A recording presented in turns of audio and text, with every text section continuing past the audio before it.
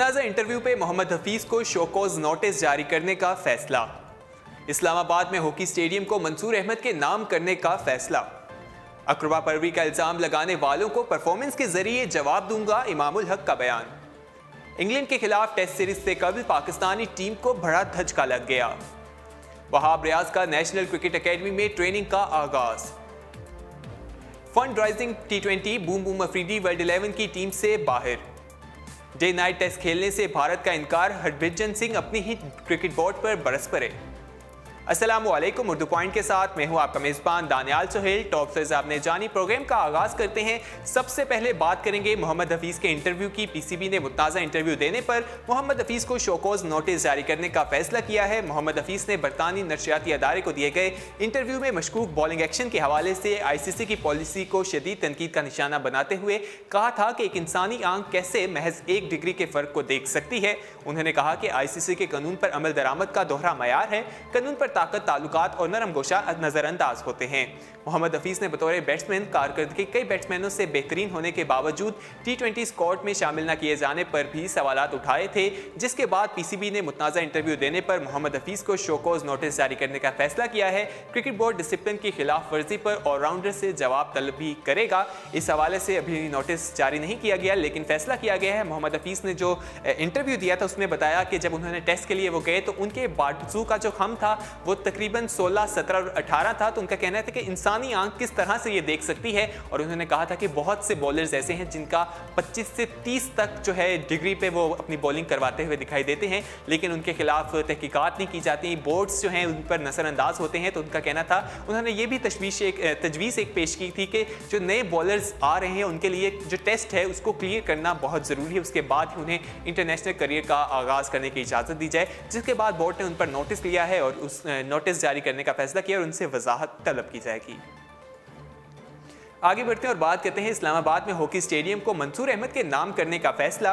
Pakistan sports board की executive committee ने इस्लामाबाद में हॉकी स्टेडियम को लेजेंडरी गोलकीपर मंसूर अहमद के नाम मंसूब करने का फैसला किया है। वफाकी वजीर बराए बैनुल सूबाई राब्ता रियाज हुसैन पीरजादा की ज़ेर सदारत होने वाले पाकिस्तान स्पोर्ट बोर्ड की एग्जीक्यूटिव कमेटी के इजलास में किया गया। पाकिस्तान स्पोर्ट बोर्ड की एग्जीक्यूटिव कमेटी ने कौमी खिलाड़ियों के लिए स्पोर्ट्स इंश्योरेंस पॉलिसी लाने, इस्लामाबाद में हॉकी स्टेडियम को लेजेंड गोलकीपर मंसूर अहमद के नाम से मंसूब करने, नारोवार स्पोर्ट्स कॉम्प्लेक्स के लिए प्रोजेक्ट डायरेक्टर तैनात करने समेत मंसूर अहमद के लवाहकीन को 10 लाख रुपए की ग्रांट मंजूर करने की मंजूरी दी है। नारोवार स्पोर्ट्स कॉम्प्लेक्स पर नैब ने उन्हें नहीं बुलाया, नैब वाले किसी को भी बुला सकते हैं, जब बुलाएंगे तो पेश हो जाएंगे।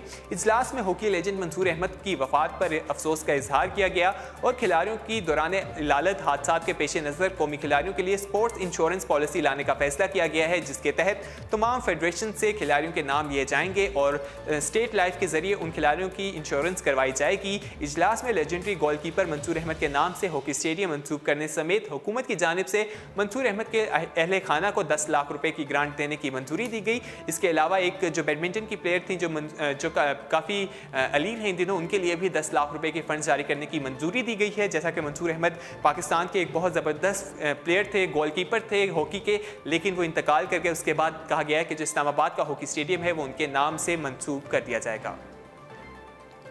आगे बढ़ते हैं और क्रिकेट की बात करते हैं। अकरबा परवी का इल्ज़ाम लगाने वालों को परफॉर्मेंस के जरिए जवाब दूंगा, ऐसा कहना है इमामुल हक का। कौमी क्रिकेट टीम के नौजवान ओपनिंग बैट्समैन इमामुल हक का कहना है कि वो पाकिस्तान के लिए खेलते हुए दबाव में आने के आदी हो गए हैं और ये मुमकिन ही नहीं कि वो इंजमामुल हक से अपना खून का रिश्ता बदल डालें। साबिक कौमी कप्तान रमीज़ राजा से गुफ्तगू करते हुए इमामुल हक का कहना था कि वो इंजमामुल हक से अपने खून का रिश्ता बदल नहीं सकते, ताहम वो तनकीद करने वालों के मुँह पर अपनी कारकर्दगी से ज़रूर बंद कर सकते हैं, क्योंकि ये हकीकत अब तब्दील नहीं हो सकती कि मैं उनका भतीजा हूं। इमामुल हक का कहना था कि जब उन्हें श्रीलंका के खिलाफ सीरीज के लिए वनडे स्क्वाड में पहली बार मुंतखब किया गया तो उन पर बहुत ज्यादा प्रेशर था, लेकिन बेहतरीन कारकर्दगी ने उनका हौसला बढ़ा दिया। लिहाजा वो इंग्लैंड के खिलाफ बेहतरीन परफॉर्मेंस की जानिब देख रहे हैं और उन्हें उम्मीद है कि वो किसी को भी मायूसी का शिकार नहीं होने देंगे। याद रहे कि गुज़श्ता वर्ष इमामुल हक ने श्रीलंका के खिलाफ अपना वनडे करियर सेंचुरी के साथ शुरू किया था। हालांकि उनके इंतखाब को सलेक्शन की जानिब से अकरबा परवी से ताबीर भी किया गया था। हाल ही में दौरे आयरलैंड और इंग्लैंड के लिए भी जब उन्हें फवाद आलम की जगह टेस्ट स्क्वाड में शामिल किया गया तो एक मरतबा फिर चीफ सेलेक्टर इंजमामुल हक पर अकरबा परवी का इल्ज़ाम आयद किया गया। ताहम उन्होंने पहले गेंद के खिलाफ साइड मैच में निफ सेंचुरी स्कोर की और फिर आयरलैंड के खिलाफ तारीखी डुबलिन टेस्ट में चौथे इनिंग्स में 160 रन के हदफ के ताक़ुब में जब पाकिस्तानी टीम की 3 विकेटें महज 14 रन पर गिर गईं तो इमामुल हक ही थे जिन्होंने बाबर आजम के साथ मिलकर चौथी विकेट के लिए 129 रन का इजाफा करके पाकिस्तान की जीत में अहम किरदार अदा किया। तो उनका कहना है कि वो अपनी परफॉर्मेंस से लोगों को जवाब देंगे कि जो उन पर सवालात उठाए जाते हैं, और ये इसमें कोई शक नहीं है कि इमामुल हक काफ़ी ज़बरदस्त खेले हैं। उन्होंने वनडे का भी जो डेब्यू किया था उसमें उन्होंने सेंचुरी रिकॉर्ड की थी, उसके बाद टेस्ट मैच में भी वो काफ़ी ज़बरदस्त खेलते हुए दिखाई दिए हैं। आगे बढ़ते और बात करते हैं कि इंग्लैंड के खिलाफ टेस्ट सीरीज से कल कौमी टीम को बड़ा धचका लग गया। मोहम्मद आमिर की मशकूक फिटनेस मुतबादिल बॉलर्स के नाम पर गौर शुरू कर दिया गया है। ग्रीन कैंप्स को senior black spinner Yasir Shah के बाद दूसरे अहम तरीन फास्ट बॉलर मोहम्मद आमिर की ज़रूरत में एक बड़ा धचका लगा है। कौमी टीम के फास्ट बॉलर मोहम्मद आमिर की फिटनेस पर शकूक की वजह से मुतबादिल पेसर के नाम पर गौर शुरू किया गया है। मोहम्मद आमिर डुबलिन टेस्ट में फिटनेस मसाइल का शिकार हुए थे। मैच के चौथे रोज मैदान से बाहर चले गए। अगले रोज पेसर एक्शन में नजर आए, लेकिन उस दौरान फील्डिंग में थोड़ा डगमगाते हुए भी देखे गए। टीम मैनेजमेंट ने अपने अहम बॉलर के हवाले से कोई खतरा मोल लेने को तैयार नहीं है और उनके फिटनेस मसाइल में मजीद इजाफा देखने में आया है तो उन्हें मैदान में नहीं उतारने दिया जाएगा। मौजूदा सूरत हाल में कौमी सिलेक्शन कमेटी ने दौरा आइलैंड के लिए मुतबादिल बॉलर्स के नाम पर गौर भी शुरू कर दिया है। इस हवाले से जो नाम जेरे गौर है उनमें वहाब रियाज, मीर हमजा और वकास मकसूद जो है इंग्लैंड जाने के लिए उम्मीदवारों में शामिल हैं। सिलेक्शन कमेटी मोहम्मद आमिर की फिटनेस के मामले पर टीम इंतजामिया के साथ राब्ते में है। याद रहे कि पाकिस्तान टीम को 24 मई से लॉर्ड्स के तारीखी ग्राउंड में टेस्ट मैच में मेजबान इंग्लैंड के मद्दे मुकाबिल होना है। इससे कबल मोहम्मद आमिर पर बॉलिंग के बोझ लादने या उन पर इस हवाले से फैसला किया जाएगा कि वो ग्रीस पर उतरेंगे या नहीं। मोहम्मद आमिर ने एक इंटरव्यू में कहा कि वो ज़्यादा दबाव की वजह से उनकी परफॉर्मेंस मुतासिर हुई। दौरा इंग्लैंड के लिए काफ़ी पुरजोश हैं। आमिर ने कहा कि इंग्लैंड दूसरा घर है। फास्ट बॉलर का कहना था कि मुसलसल क्रिकेट खेलने से परफॉर्मेंस मुतासिर हुई, कैच छूटने पर अफसोस होता है मगर कोई ऐसा जानबूझ कर नहीं करता। तो अब देखना है कि मोहम्मद आमिर जो आज पाकिस्तानी टीम ने वहां पर ट्रेनिंग की है उसमें भी मोहम्मद आमिर उस ट्रेनिंग का हिस्सा थे, लेकिन अब ये उनकी फिटनेस पर ही डिपेंड करता है कि वो इंग्लैंड के खिलाफ जो टेस्ट मैच खेले जाएंगे उसमें वो ग्राउंड में उतरेंगे या नहीं। आगे बढ़ते हैं और बात करते हैं वहाब रियाज की। वहाब रियाज का नेशनल क्रिकेट एकेडमी में ट्रेनिंग का आगाज। कौमी टीम के फास्ट बॉलर वहाब रियाज ने नेशनल क्रिकेट एकेडमी में बाकायदा ट्रेनिंग का आगाज कर दिया है। क्रिकेटर वहाब रियाज का 2 हफ्ते कबल नाक ऑपरेशन हुआ था जिसके बायस डॉक्टर्स ने उन्हें आराम का मशवरा दिया था।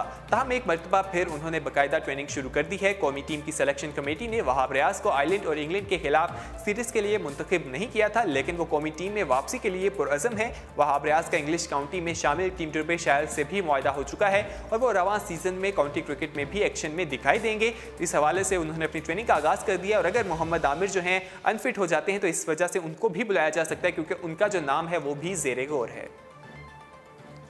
आगे बढ़ते हैं और अफरीदी की बात करते हैं। Fund rising T20 boom boom Afridi world 11 की टीम से बाहर हो गए। Boom boom Afridi West Indies के खिलाफ T20 मैच में वर्ल्ड 11 का हिस्सा नहीं होंगे। घुटने की इंजरी से निजात पाने के लिए शाहिद अफरीदी को 3 से 4 हफ्ते दरकार हैं। शाहिद अफरीदी ने अपने एक पैगाम में कहा कि दुबई में अपने डॉक्टर्स को घुटने का चेकअप करवाया है, मुकम्मल तौर पर तकलीफ ठीक नहीं हो सकी और मुझे अभी मुकम्मल सेहतयाब होने के लिए 3 से 4 हफ्ते दरकार हैं। मुझे उम्मीद है कि मैं मुकम्मल फिटनेस हासिल कर लूँगा। वेस्ट इंडीज़ और वर्ल्ड 11 के दरमियान फंड्स इकट्ठा करने के लिए T20 मैच जो है वो 31 मई को लॉर्ड्स में खेला जाएगा, जबकि शाहिद अफरीदी को मुकम्मल फिट होने के लिए 3 से 4 हफ्ते दरकार हैं और इसके लिए मैच में उनकी शिरकत के इम्कानात बहुत कम है। वाज़ेह रहे कि शाहिद अफरीदी हालिया 2 बरसों के दौरान T20 सीरीज़ में हमें सिर्फ एक लीग में ही खेलते हुए नजर आए हैं। पाकिस्तान सुपर जो लीग हुई है उसमें ही हमें वो खेलते हुए दिखाई दिए। उसके बाद हमें उन्हें इंटरनेशनल कहीं खेलते हुए नहीं देखा, लेकिन अब जो ये एक वर्ल्ड 11 की टीम का उन्होंने हिस्सा होना था जिसकी उन्होंने नुमाइंदगी करनी थी, लेकिन फिटनेस की वजह से अब कहा जा रहा है कि हो सकता है कि शाहिद अफरीदी इसका हिस्सा ना हो। आगे बढ़ते हैं और आखिरी खबर को स्पोर्ट्स राउंडअप का हिस्सा बनाते हैं। डे नाइट टेस्ट खेलने के लिए भारत का इनकार, हरभजन अपने ही क्रिकेट बोर्ड पर बरस पड़े। भारतीय क्रिकेट बोर्ड के बायानाज ऑफ स्पिनर हरभजन सिंह ने डे नाइट टेस्ट खेलने के लिए इनकार करने पर अपने ही बोर्ड पर बरस पड़े हैं। एक तकरीब के शिरकत के दौरान सहाफ़ियों से बातचीत करते हुए उनका कहना था कि भारत को नई तर्ज की क्रिकेट लाजमी खेलनी चाहिए। उन्हें नहीं मालूम कि cricket board day night match क्यों नहीं खेल रहा। उन्होंने कहा कि बोर्ड को किसी भी किस्म का खौफ नहीं होना चाहिए। उनका कहना था कि गुलाम गुलाबी गेंद से खेलना इतना मुश्किल नहीं जितना बज़ाहिर होता है। ये एक दिलचस्प फॉर्मेट है और हमें ये भी लाजमी डे एंड नाइट मैच खेलना होगा। उनके इस बयान सामने आने के बाद उस वक्त उनका बयान सामने आया जब भारतीय क्रिकेट बोर्ड इस हवाले से कह चुकी है कि वो डे एंड नाइट मैच नहीं खेलेगी क्योंकि ऑस्ट्रेलिया के साथ उनकी सीरीज़ होनी है। उस हवाले से उन्होंने ऑफर की थी कि पहला जो मैच है उनका डे एंड नाइट होगा, लेकिन भारतीय बोर्ड की तरफ से इनकार के बाद जो मैच है उसको डे एंड नाइट से मुंतकिल कर दिया गया। मैच जो है दिन में ही सिर्फ खेला जाएगा। तो जो भारतीय जो क्रिकेटर है उनका कहना है कि ये मैच भी ट्राई करना चाहिए, नया फॉर्मेट है तो भारतीय टीम ज़्यादा अच्छा खेलेगी। इसी के साथ स्पोर्ट्स राउंडअप अपने इख्तिताम को पहुंचता है। मजीद खेलों की खबरें जानने के लिए विजिट कीजिए हमारी वेबसाइट urdupoint.com। अल्लाह हाफिज़।